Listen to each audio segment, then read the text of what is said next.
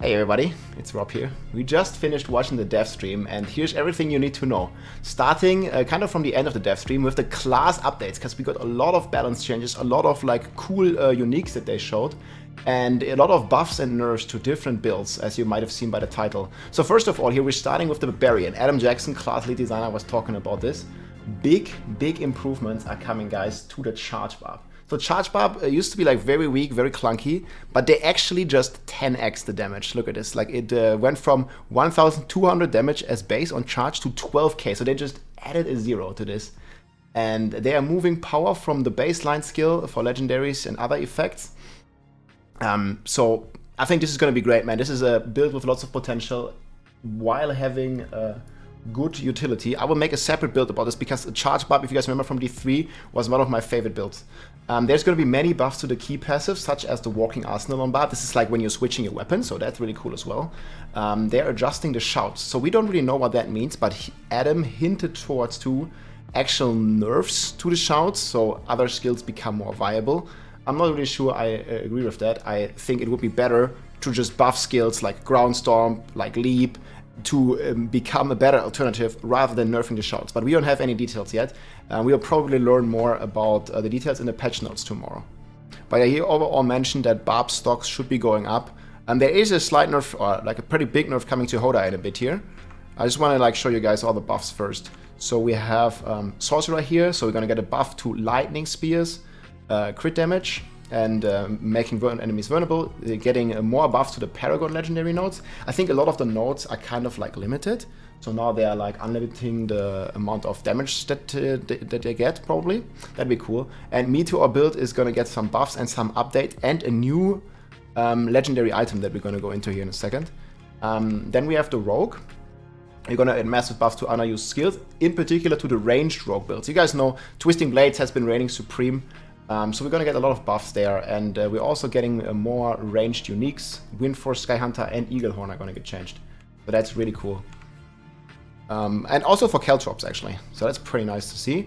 Druid, they actually listened, and they are buffing like the Spirit Boons, and they are buffing like some of the pet builds here. So you can see here, I mean, this is like a Thorns Druid, so all the boons across the board should be getting a buff, which is very nice to see. There is a Shred nerf, we're going to talk about that in a second as well. But yeah, these are the buffs. There's also a new legendary to Rabies and to Lightning Storm. I think Rabies is just getting a buff, and Lightning Storm is actually getting a new legendary. So that's pretty wild. And then we have finally a Necromancer. This class is not going to get any nerfs. It is going to get some pet buffs to the Golem in particular, so that's cool. I would have also loved to see buffs to the Mendeln. I don't think we got that in particular, but like still very good. Friendly players and minions can now move through Bone Prison. This is also good, so you don't get stuck at all. That's really nice. Many Bone Spirit upgrades. This is also nice. There's a new legendary, or an old legendary aspect here that gets a redesign. So it's additive crit chance now, and you also get maximum essence per enemy hit with your Bone Spirit. It's like this one big attack, and there seems to be no limit on this. So you get 2 essence for 15 seconds. 15 seconds is quite a significant amount of time, and you can hit like 50 targets with this. Well, and then you're gonna get a lot of essence, right? So that's pretty cool. But yeah, I think the main thing is some of the new legendaries here. So we have the Starfall. Okay, let me move the chat for a second. I'm gonna move you guys. So we have the Starfall Corona. This is a new legendary helm that basically gives extra charges to meteors. It also has really good stats: cooldown reduction, maximum life, ranks to meteors, and 25% lucky hit. Like really insane. Meteor enchantment effects drop an additional meteor. So really cool to see some new builds of this. You can see like he's like kind of using like a full firestorm here, a meteor storm, unleashing it on the target. So that's really cool to see. Then there is one here for the Druid for Lightning Storm that also like makes it hit in AoE. I'll probably go into detail on the Barb changes, on the sword changes, on all these kinds of things in the separate videos. So looking really cool. I just want to give you an overview here. So pretty cool stuff. These are going to be the class changes going forward. They talked a lot about their philosophy basically. But yeah, they want to nerf. If there's a bug, they will address it during the season. There's another slide here in a bit. But if something is just powerful and people are having fun, they don't want to nerf it going forward. So I think that's a pretty cool philosophy. I, in general, think Adam Jackson, like he has like the big picture in class balance in mind, and I think it's looking very good. Even though we are going to see some nerfs here that they're talking about here during this live stream. And they are right here. This is like also what the title was about. We are getting class balance changes going forward. So they didn't fix snapshotting yet. That is why we won't have leaderboards yet. The real reason. I mean, we don't know. That's a bit of copium, but we'll see what snapshotting is going to happen. But yeah, here are the class balance changes going forward. So not surprising after the recent interviews, Ball Lightning Enchantment is causing too much damage. This is confirmed to be a bug by Adam Jackson as well, and it's going to get nerfed. The Rogue combo point was also a bug via the Temerity plus combo point interaction, basically giving you 23 combo points. This is also getting a fix. The Rogue Twisting Blades, if you guys remember, the Poison Imbuement was producing crazy damage numbers. This is also gonna get adjusted here because there was some double dipping going on. Same for the Shred Druid. You might have seen my video where we hit for 3 trillion damage. And Druid Blurred Beast design is also coming. The double dipping is gonna get changed. It's basically squaring your multiplier, causing it to go completely insane, like into the trillions of damage. It's the strongest build in the game right now. I really hope that they will buff base Shred Druid to compensate on this. We'll see. We will get the details again tomorrow in the patch notes. Then we have the Violent Hammer of the Ancients. If you guys remember, this is the one that gives you 30% extra damage, and even if the rune is not equipped, you still get the bonus. It's Tybots, yeah, sorry, on the Rogue it's Tybots. Even if the rune is not equipped, you're still getting the buff. So I'm happy that they will actually change this, but it's gonna nerf Hammer of the Ancients by 30% X. So you're losing a third of your damage right away. And then they are also looking to rework Overpower. Again, we're gonna get the details tomorrow. We don't know exactly what they will change here, but Overpower is getting tuned down because basically what happened, we went from stacking Crit and Vulnerable after the nerfs to stacking Overpower. So this is also gonna get tuned down a bit.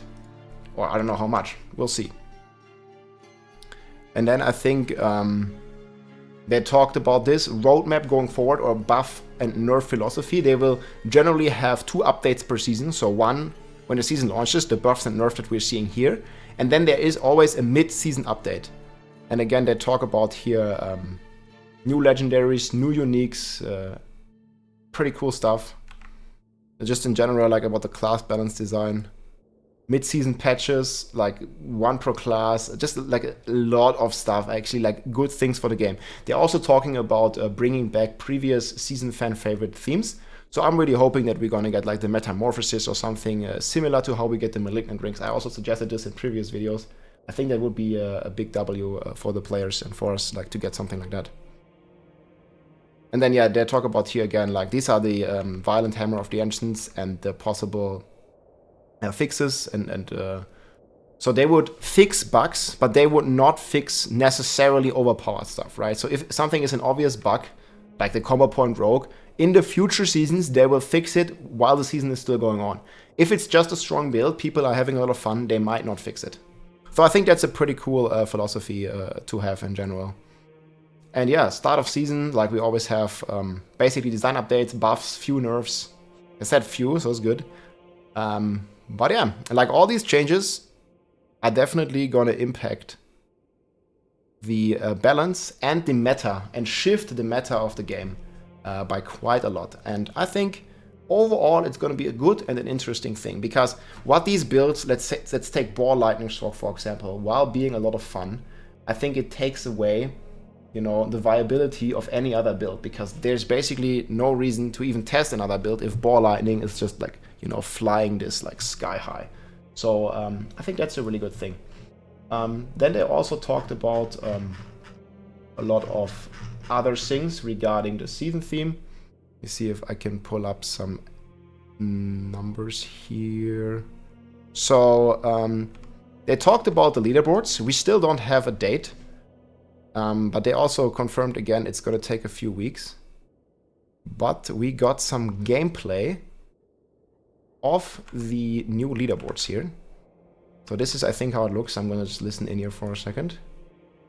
I don't know when it started. Okay, here. So they are going in a dungeon here. This is the Gauntlet, the new dungeon. Oh, here's the Gauntlet right here. It for all intents and purposes, looks like a normal dungeon. But we said, again, it's World Tier 4. It's targeting level 100 players. So a few things that are interesting here right off the gate. So these guys are only level 124, so they are not level 100. So it's going to be a bit more challenging. And you only have 8 minutes to complete this. And there is a boss right away here, for example. We're going to throw a dungeon boss at you right at the start. Yeah, and and you can see this druid is pretty weak. Like, he's only hitting for 12,000 damage. And you guys know, like, we're hitting in the billions. So, yeah, this guy is going to get one-shotted most likely. Once you have a proper build. I'm not exactly sure what he's even playing here.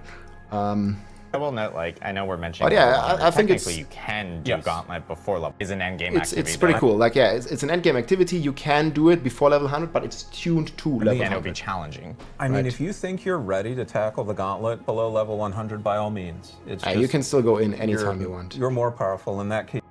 And he's pretty powerful, but... So he's killing this boss, and then there is a shrine here, Pillars of Proving. So I think this one, you can see the score down here. So basically, you can play the Gauntlet for 8 minutes, and whoever gets the highest score gets the highest leaderboard entry. So the run is always 8 minutes. You can't finish faster than 8 minutes. You always want to kill more monsters, collect more pillars, do more things, basically.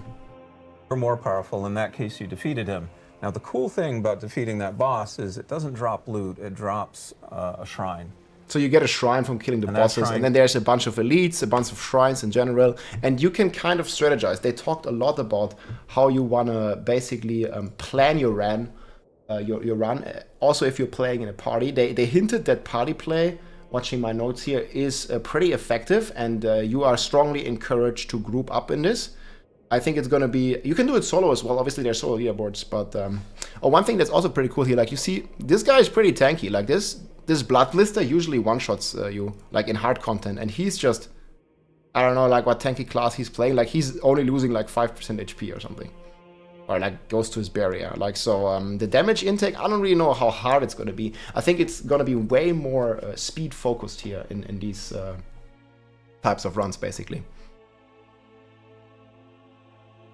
Then they also talked more about, let me find these screenshots here. So we're gonna get new seasonal blessings here. So these have to do with the collection of whispers and stones and stuff. So I think that's pretty cool that they update these kind of things. Oh, and then we also have all the transmogs here. So this is like the premium battle pass upgrades. Like we're gonna get new portals, like a bunch of like cool looking things, stuff like that. Then I'm going to switch to my sheet here because there was like a long section. There was basically a long section about the season theme. And they didn't really, you know, like say all too many new things if you've been keeping up with the news, but I'm going to summarize it here. So first of all, you have like a separate UI system for this stone, for your companion construct. You have the governing and the tuning stones, like they are in a separate inventory. That's pretty good. They don't take any inventory space. And you can kind of see here, like you can modify these, like we already know, like you can put 3 supports in every stone rune, and you're going to get like a powerful skill that your construct is going to use, basically. Then you get vendors, machines, like there's basically going to be a new town with a waypoint. Maybe we're going to be able to find this. This is what they talked about here. This is the boss. And basically like a new, okay, here it is. This is like the quest line here. And then there is a new town here with waypoints. And all the vendors, they look like machines basically, so you can interact with them. It's a nice hub here. And this is also the entrance to the vault, basically. You see here the gateway, vaults of stone. So you need a sigil key to access these vaults. And in the vaults, you get a lot of rewards. And there's going to be these traps that try to kill you, and you want to dodge these traps to get more loot, more rewards at the end, so you can unlock these chests here. This is like what they showed. Like this is a chest you can only unlock if you still have your Zoltan Cult's like blessing buff, and this is like the general chest you can unlock. So yeah, and then the pets like can't die to the traps. You need the buffs to open the chest, don't get hit, like you need Vault Sigils to enter. And then there is, that they said, an Uber version to the new boss. So there is this Malphus boss. And there is gonna be, I think they showed it as well. there is basically gonna be an Uber version of this guy as well. Here they showed us like all the traps here and stuff, like some gameplay footage. You have to dodge these traps. And at the end of the quest line for the Season 3, there is gonna be a boss. And there is also gonna be an Uber version of that boss that is, I don't know exactly how hard it's gonna be, but we'll see. Also, there is the open world event here. I think it was called the Arcane Dreamers. Like, they spawn all over Sanctuary. And you have to kind of, if you can engage them here in the open world, and if you kill them off, there's also a chance to spawn a boss that you can then fight together with the players that are around you, and you get more loot, more rewards from this one as well. Here, this is like the boss here. So yeah, pretty cool stuff. I'm gonna see like how crazy that Uber Malphus guy is gonna be. I don't know yet, but like this is what they showed. Like, they show up on the minimap like this. They can spawn anywhere in the minimap, and you get some nice rewards from completing those in the open world. Okay, and then they showed this. They also talked a bit more about the rewards of the gauntlet here, of the leaderboards, where basically you're getting like glory and bragging rights. This is the main rewards for the top 1,000 players. The top 10 best players are gonna basically be noted in the Hall of Ancients, and this is a permanent record that's not gonna change. There's also gonna be some kind of bracket system. You get some nice transmog rewards and things like that. And in the Battle Pass, they also talked about adding new sources of 925 gear. You can see here, you're getting a cache of scattered prisms, stones, pearls, and 925 power ancestral legendary items. So this is like the kind of things that you can expect in the season journey, in the Battle Pass. Like, they bumped those up by quite a bit.